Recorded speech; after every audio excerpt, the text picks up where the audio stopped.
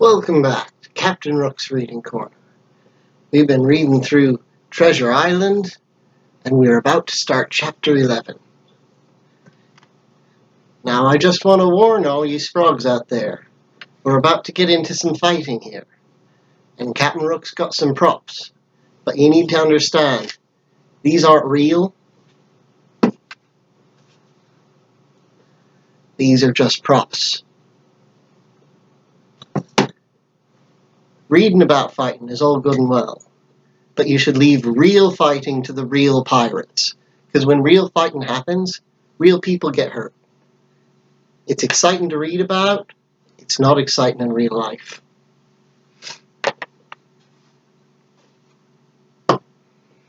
So, get yourself a good drink handy, and get yourself nice and comfortable, and we'll start Chapter 11. Inside the Stockade.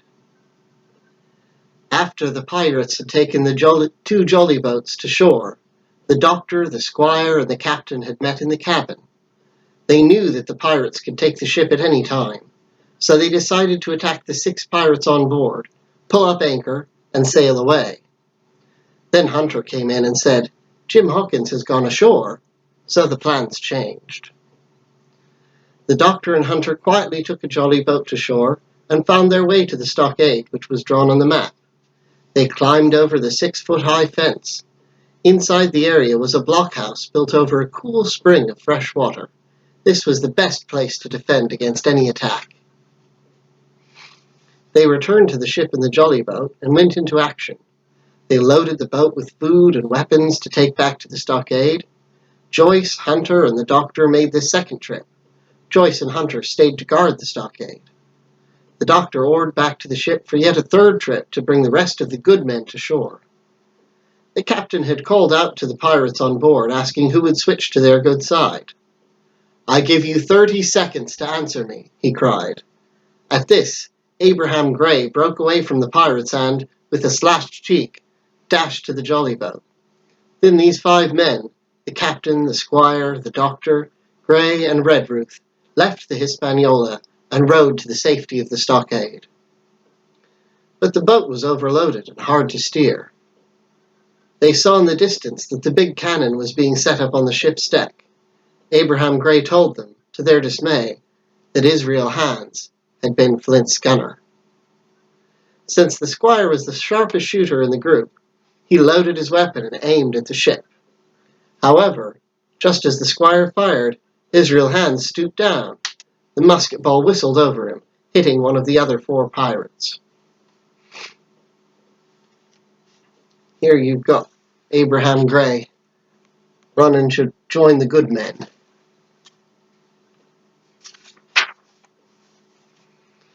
Before the squire could load again, the great cannon roared and sent a cannonball toward the small boat. This must have been the first shot that Ben Gunn and I had heard. Luckily, the ball missed them, but the small boat rocked and tipped and sank in the shallow water. No one was hurt, but the supplies sank, and only 2 guns were saved. There was no time to lose, for they could hear the voices of the pirates on the island coming nearer. The 5 men waded ashore as fast as they could. Just as the men had come up on the stockade, they saw the faces of 7 pirates peering over the far corner of the high fence. Shots rang out on all sides. The pirates fired, and Hunter and Joyce fired from inside the stockade. One of the enemy fell, and the rest turned and plunged into the trees. And here be the jolly boat being struck by a cannonball.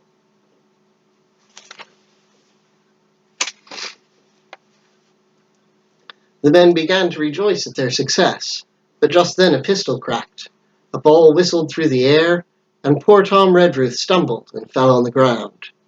The squire and the doctor fired back, but did not know where to aim. The captain and Gray bent over the squire's poor fallen gamekeeper. Carefully, they lifted him back over the fence and carried him into the log blockhouse. The squire dropped down beside him on his knees and kissed his hand, crying like a child.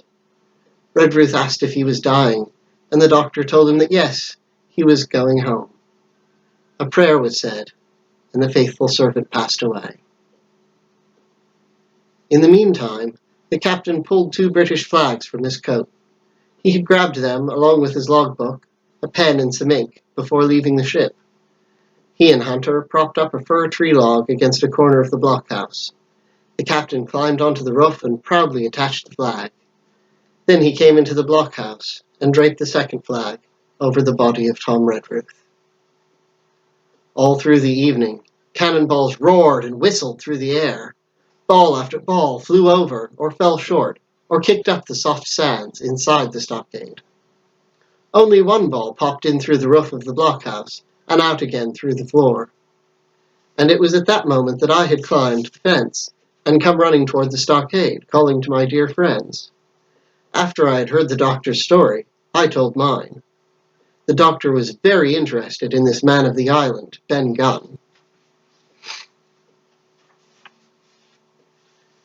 "Is this Ben Gunn a good man?" he asked. "I do not know, sir," said I, "and he may be crazy in the head." "Ah," said the doctor, "a man who has been 3 years on a desert island, Jim, might not be in his right mind.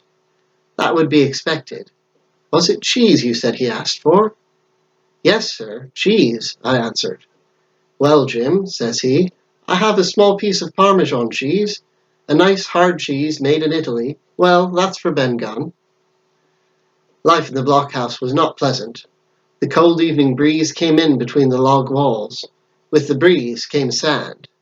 There was sand in our eyes, sand in our teeth, and sand in our suppers. Our chimney was a square hole in the roof, and it did not let much smoke out. Most of the smoke stayed inside the blockhouse, making us cough and stinging our eyes. But the good Captain Smollett kept us busy. He set up guard duties and had us take turns collecting firewood from inside the stockade. He kept our spirits up, though we knew our wise captain was unhappy. "First ship I ever lost," he said. We did not have much food inside the stockade. We knew it would be a month before a ship would be sent from Bristol to search for us.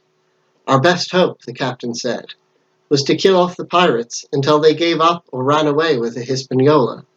If they took the ship, we could search for more food and wait to be rescued. The 19 pirates were now down to about 14. We could hear them roaring and singing late into the night, camped down on the marshy shore.